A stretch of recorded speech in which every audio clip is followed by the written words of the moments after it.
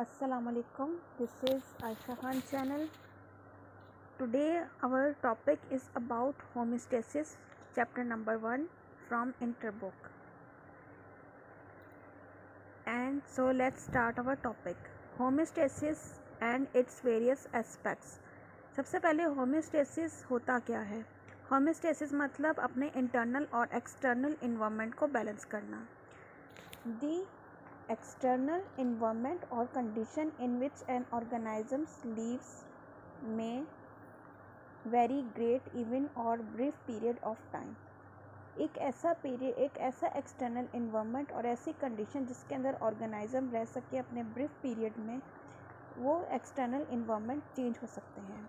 Temperature, acidity, salt, water, चाहे वो temperature हो, एसिडिटी हो या सॉल्ट हो या वाटर हो, और डिफरेंट कंडीशंस हो सकती हैं. are some of the external factors to which an organism must adjust in order to survive. कुछ ऐसे एक्सटर्नल फैक्टर होते हैं जिसके अकॉर्डिंग ऑर्गेनाइज्म को एडजस्ट करना पड़ता है अपना environment. Meanwhile each organism carries out certain activities basis of life, और इसमें ऑर्गेनाइज्म की सर्टेन एक्टिविटीज़ हो सकती हैं उसकी लाइफ की बेसिस के हिसाब से. प्रोसेस सच एज न्यूट्रिशन, जैसे कि उसकी न्यूट्रिशन, उसका खाना पीना, उसकी रेस्पिरेशन, उसका सांस लेने का अमल और डिफरेंट चीज़ें. विच में प्रोड्यूस सम अनवांटेड केमिकल्स, और इन्हीं एक्टिविटीज़ के दौरान कुछ अनवांटेड केमिकल्स सीक्रेट होते हैं. Thus organism in order to live have a maintain steady internal environment to फैक्ट their harsh fluctuating external condition, और ऑर्गेनाइज्म को अपनी इन्वायरमेंट कंडीशन के और एक्सटर्नल कंडीशन को बैलेंस करना पड़ता है. Biologist term the maintenance of steady state as homeostasis, और बायोलॉजिस्ट इस बैलेंस को होम्योस्टेसिस का नाम देते हैं. जी are to stay the same, यानी कि एक जगह पर रहना. It is defined as a set of regulatory mechanism which are involved in maintaining an organism internal environment within suitable limit, और इसमें ऑर्गेनाइज्म अपने इंटरनल इन्वायरमेंट के साथ साथ अपने एक्सटर्नल इन्वायरमेंट को भी मेंटेन रखता है और एक सुइटेबल लिमिट्स में रहता है. The word environment refer to the condition in which an organism lives. अब वर्ड इन्वायरमेंट को जो है वो ऑर्गेनाइज्म की, किसी भी ऑर्गेनाइज्म की एक्सटर्नल कंडीशन को कह सकते हैं. अच्छा, एक बात मैं यहाँ पे बता दूँ, ऑर्गेनाइज्म का मतलब कोई भी लिविंग थिंग हो सकती है, चाहे वो कोई प्लांट हो, एनिमल हो, या कोई भी लिविंग ऑर्गेनाइज्म या लिविंग थिंग को हम ऑर्गेनाइज्म कहते हैं. Thus the pond water inhabits by an amoeba is an environment. जैसे कि अगर एक अमेबा एक पॉन्ड में रह रहा है तो वो पॉन्ड उसका इन्वायरमेंट होगा. Similarly tissue fluid are the environment of higher animals and plant respectively.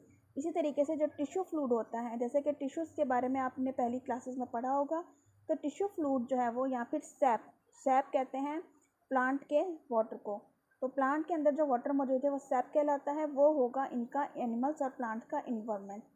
For the tissue fluid cells not only receive all the substance. Tissue fluid के ज़रिए से टिश्यू फ्लूइड के ज़रिए से सेल ना सिर्फ अपने सारे सब्सटेंस रिसीव करता है, they need but also release into the unwanted substances, बल्कि जो उसमें अनवांटेड सब्सटेंसेस पैदा हो जाते हैं डाइजेशन या रेस्पिरेशन की वजह से, उनको रिलीज भी करता है. Since the chemical composition of tissue fluid is always subject to change, इसीलिए इसकी केमिकल कंपोजिशन हमेशा टिश्यू फ्लूइड की चेंज हो सकती है. It must to keep constant और at least held a narrow limit if the cells continue to perform their vital activities, और ये एक्टिविटीज़ कंटिन्यू रह सकती हैं अगर ये विजुअल कंडीशन में, अगर ये वाइटल एक्टिविटीज़ परफॉर्म करते रहें ऑर्गेनाइज्म, तो ये कंटिन्यू रह सकती हैं. The important aspect of internal environment they must keep constants are osmoregulation, और इसका सबसे ऑस्मो रेगुलेशन का जो फर्स्ट पार्ट है वो है ऑस्मो रेगुलेशन, यानी regulation of osmotic pressure of cell determined by the relative concentration of solute and water, जिसके अंदर सॉल्यूट और वाटर की कंसंट्रेशन को बैलेंस करना. एक्सक्रीशन, यानी कि removal of excess substances unwanted और टॉक्सिक मेटाबॉलिक बाय प्रोडक्ट, यानी कि अनवांटेड और टॉक्सिक सब्सटेंस को एज अ प्रोडक्ट रिलीज करना. And thermoregulation, regulation of temperature up to tolerable limit, यानी थर्मो रेगुलेशन मतलब टेम्परेचर को बैलेंस करना एक लिमिट तक। अब आज के लेक्चर के लिए फ़िलहाल मैं आपको इतना ही पढ़ा रही हूँ। इसके अलावा अगर आपका कोई क्वेश्चन हो तो आप कमेंट में मुझसे पूछ सकते हैं। इंशाल्लाह अगली क्लास में मैं आपको इससे आगे वाला टॉपिक यहाँ से यहाँ तक पढ़ाऊँगी। तो तब तक के लिए अल्लाह हाफ़िज़। आप लोग मेरे चैनल को सब्सक्राइब करें और मुझे अप्रिशिएट करें।